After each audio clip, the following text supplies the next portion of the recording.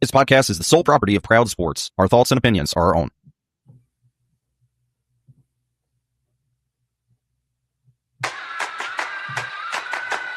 Yeah. They say I walk like a king, talk like a king. You can act around now, say the same thing. They chasing the fame, they all want the name. But they ain't got what's running through these veins. Say I walk like a king, talk like a king. You can act around now, say the same thing. They chasing the fame, they all want the name. But they ain't got what's running through these veins. Make way for the king.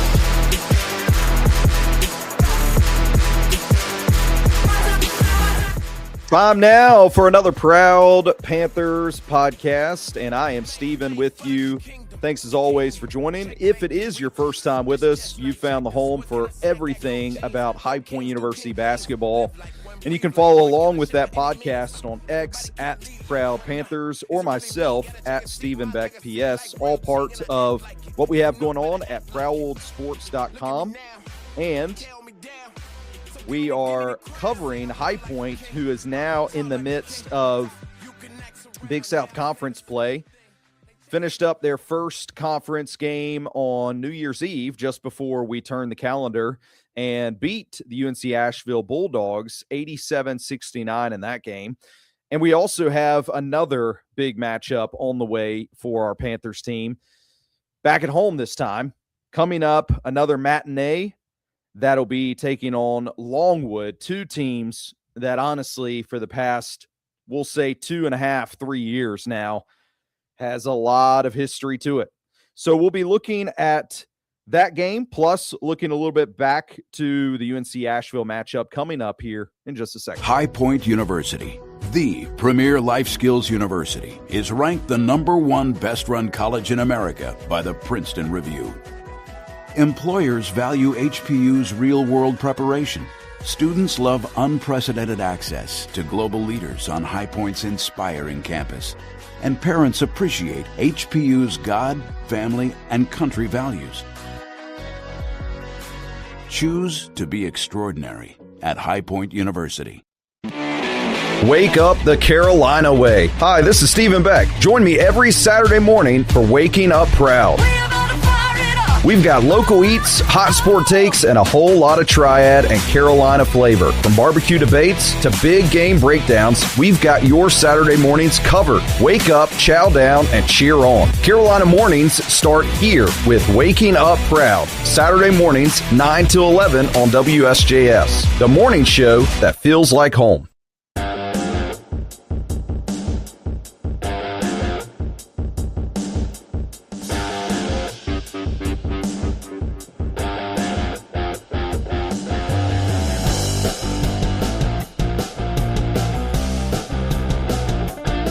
Panthers podcast back with you, a part of Proud Sports at PROWLED sports.com. We will be having a Spaces after High Point plays Longwood tomorrow afternoon. That'll be inside the Cobain Center. Game is set for around 2 p.m. Two teams that have a lot of history, and I know that it is on the minds of a lot of Panthers fans inside of the Cobain Center, especially what has happened there between these two teams. And speaking of Proud Sports, if you go over to our site, we have a couple of good looks ahead towards this game. One being that kind of revisits that bad blood that is between these two teams, but also the other that is our regular toothsayer that really breaks down the opponent, this time being the Lancers of Longwood, and talks about what they like to do and how their season's gone so far. And so if you're trying to get all freshened up and ready for the game between these two teams, I'd encourage you giving that a read. I wanted to, before we fully get our focus on the Lancers and our game, our second game of the Big South season for our High Point Panthers, I wanted to revisit the first of the conference slate that we just recently had on New Year's Eve. It was also an afternoon game where we took on the UNC Asheville Bulldogs. Now we are 1-0 in the Big South, and you could look at this conference slate as a new season, so currently undefeated in that respect. But I wanted to talk a little bit about what we saw from that game recently, and we'll be having more of this conversation coming up on the Proud Old Panthers podcast right here. I was joined by Brian Wilmer, who is a writer who covers and does a really good job of covering the Big South Conference, and you can find his work on Daily Dose of Hoops, but more so directly if you just follow him on X at Sports Matters. And during that conversation, I asked Brian directly what his thoughts were after High Point beat UNC Asheville earlier this week. I'll just say the same thing about High Point after that game that I said about them after LaSalle. They looked more connected, and that's the key word to me. And you said this throughout the early part of the season. I've observed this. There were times where they didn't look anywhere near as connected. They were kind of, five guys doing their own thing. They looked a lot more on the same page. They looked a lot more in tune with what Flynn's looking to do. It was just a more connected team. And to go to that place to win at Kimmel and to limit them, as you said, under 70, I think the big thing that I took away from Asheville, they don't have the bench that we thought that they would starting the season. I'll admit I picked them fairly high in the league. I still think they can get there. It's just that depth has been a problem. We saw it when they played App State and Asheville earlier in the year. It's been kind of a recurring theme. They played Miami of Ohio really well and took them to overtime. Miami of Ohio was one of the top mid-majors in America, but they had to fight like crazy to get back in that game to do it. And that's probably going to be the story for Asheville and for several teams in this league. Is just the depth issue, and it's really showing itself for Asheville. As far as High Point, there's no question whatsoever with their depth. Again, that was Brian Wilmer at Sports Matters on X, and also writer for the Daily Dose of Hoops. And I just know for High Point fans, I've addressed this in prior podcasts. It's something right there directly that Brian stated that we're spoiled with, and that is the depth that is on our team. When you start talking about Scotty Washington on the very efficient shooting that he showcased against UNC Asheville, being our leading scorer from the start of this season, I would have said that he was probably our fifth or sixth option to score points, given the way that he started the year. Now, coming into the season, that wouldn't have been the case. I would have said Scotty probably would have been our top 3, 4, or 5 scoring players on our roster. But I'm talking after we saw the first, we'll say 3, 4, 5 games of the season. And remember, Scotty ended up coming off of the bench for a period of time as well. I would say that it just is a further showcase of the depth that our High Point team has. And it's not something that is seen conference-wide, to say the least. Our High Point team against UNC Asheville really did do a consistent, solid, good job for the majority of the game.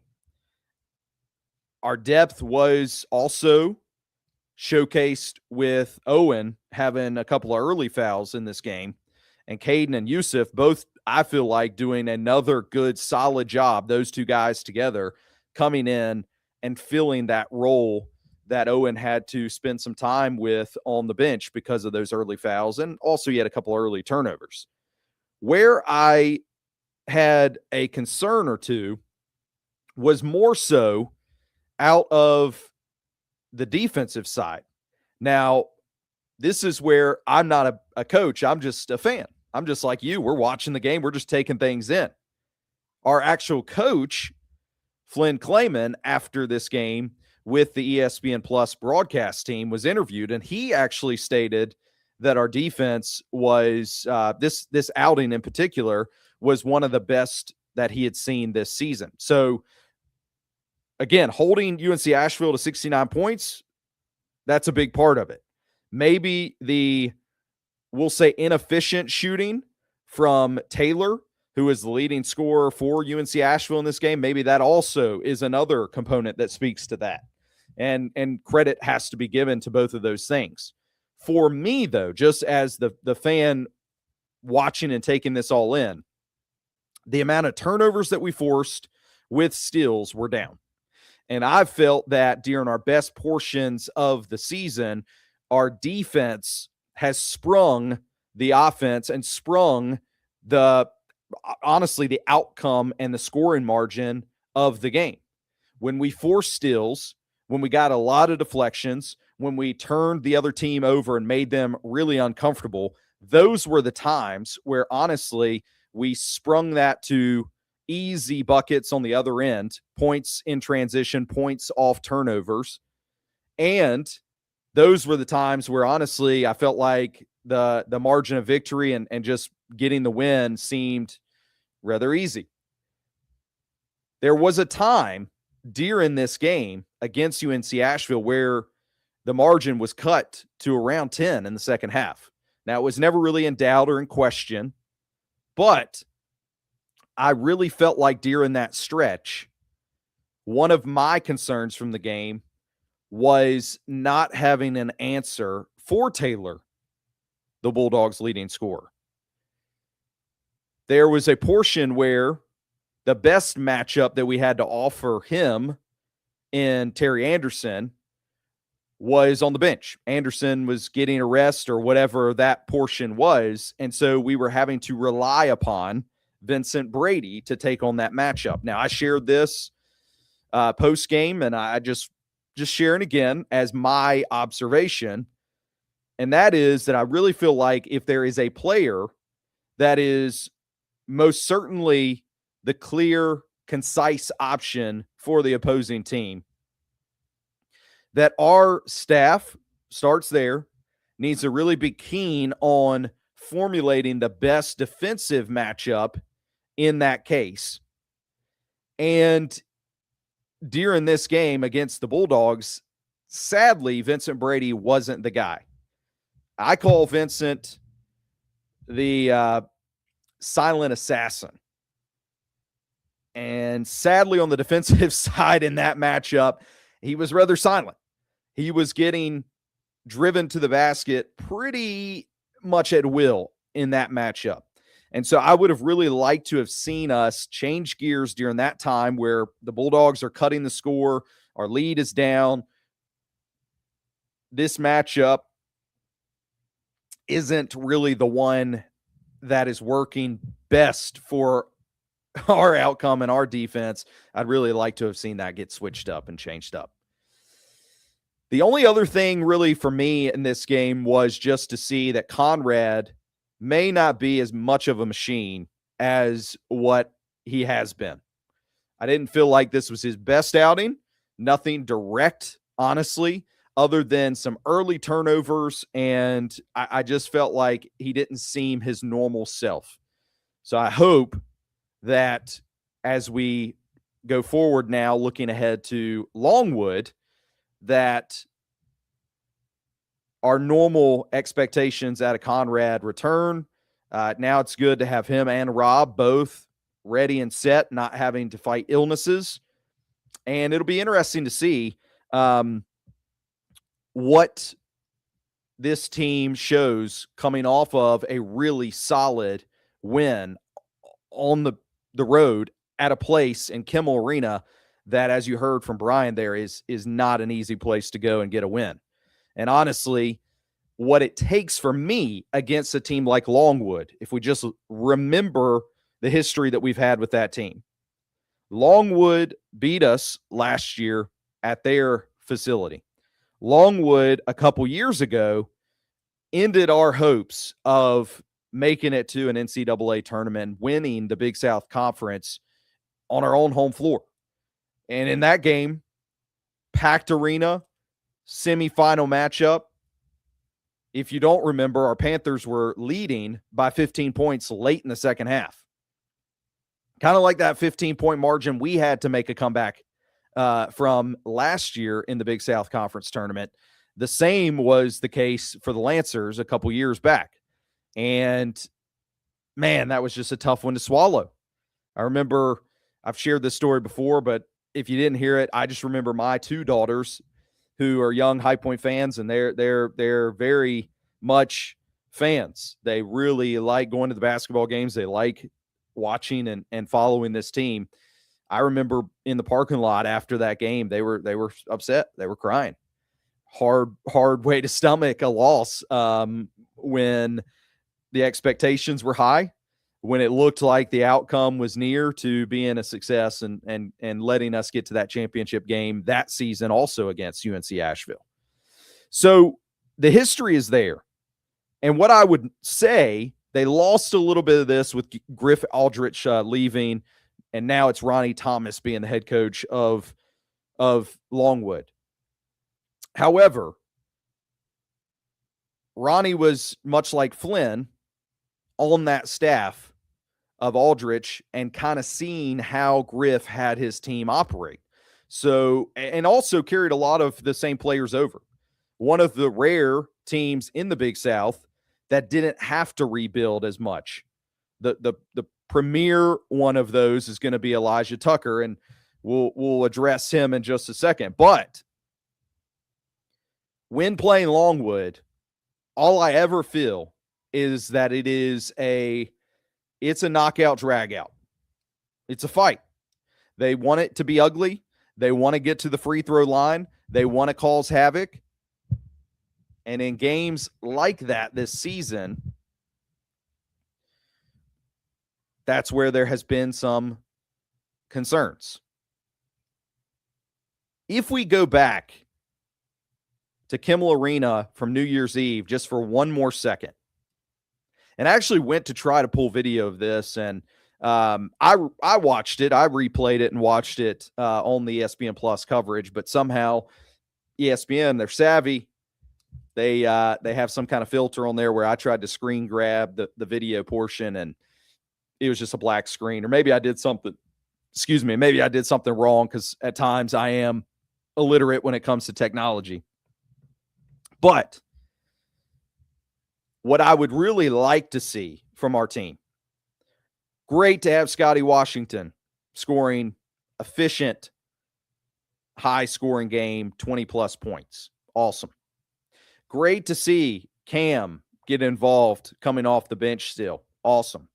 Great to see Owen really, and against an Elijah Tucker, like I already said, for Longwood, needing to be physical, scoring early and often against the past two teams where there's inferior size. Against UNC Asheville, I felt that was the case. And I mean, I think throughout the Big South, he should be able to compete at that level. There's a few outliers out there, but still not that many. Good to see Rob Martin, like I said, back healthy. Good to see that him and Conrad still gel together. All of those things are fantastic. Terry, you keep doing your normal thing.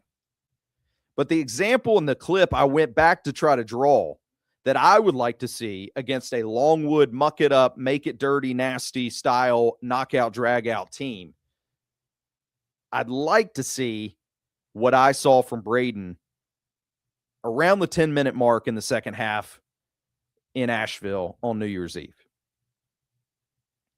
Things that don't show up in the scorer's book. At that time, there was a long miss off of a shot. Braden on our offensive end, full speed into the scorer's table, saved the ball, and it led to a Scotty Washington three-point shot. On the other end, very next possession, he not only held defensive position, forcing the ball to be swung around a couple extra times, leading to a later in the shot clock attempt for the Bulldogs again after they had already had a couple of shot clock violations earlier in the game. But on that very next possession, Braden holds great box out position, and an over-the-back offensive foul is called on the Bulldogs, and so it goes the other way. Those type of plays, and the sharpshooting Braden, the Braden a couple of weeks ago that makes a spin move into the lane and finishes it, showcasing his abilities after he's kind of transformed his game and himself from last year. All that's great. But the knockout, drag out type affair that we often get against Longwood requires plays that don't always show up in the scorer's book. Plays just like he had against UNC Asheville, and that we need from the team. We'll have more conversation with Brian Wilmer coming up, both on Proud Sports and also here on our Proud Panthers podcast. But what I will say, and this part probably won't make it to air, is as I look down through the conference, he did very much the same with me. I see a league where our High Point team is head and shoulders above our opponents. That goes all the way from Charleston Southern, who's currently in second, down to Gardner-Webb, who's in last right now in the league. And if you want to play the Jeff Goodman, you could easily say, well, High Point should run the whole table of this league. It's not even close. That's the way the talent is. That's the way the depth is. Is that the way the heart is? Now, I did tell Brian in our conversation, and I'd say again here, I'm not naive. I'm not a naive fan where I will just throw outlandish comments out there, much like somebody does for Winthrop right now. But I realize somewhere in this whole league play, there's going to be stumbles, there's going to be pitfalls. Really hope it's not against Longwood at home, because that is a wound that still is partially open and would just further put the dagger deeper into me, and I know other High Point fans as well. But like I said, if you look at the league, we're way up above the other opponents the rest of the way in terms of talent, in terms of depth, in terms of resources, and in terms of future aspirations. I mean, everything falls the way of High Point in those categories. And I'd be happy to take that debate to anyone associated with the league. But those heart plays, those things that don't make the scorer's book, those are the ones that I feel like those are going to be important. It's going to come down to things just like that tournament in Johnson City last year. There was a lot of heart shown out on that floor in the second half of a championship game. And so that is where my brain goes to, my observation in watching our Panthers team. And I hope that a lot of that shows itself tomorrow afternoon when these two teams go to battle. So that's what we'll be looking at tomorrow. If you want more in-depth numbers, stats, things exact to Longwood, go read that Toothsayer article. If you want to relive some of my heartburn, there's Bad Blood articles out on Proud Sports as well about these two teams. I know this, said it before, I'll say it again. Every game now has a huge target on us. Excited to see the game, and afterwards, I hope that you'll join us for a Proud Spaces live on X at Stephen Beck PS. And then, of course, on Monday, we'll have more of our conversation with Brian Wilmer here and another Proud Panthers podcast.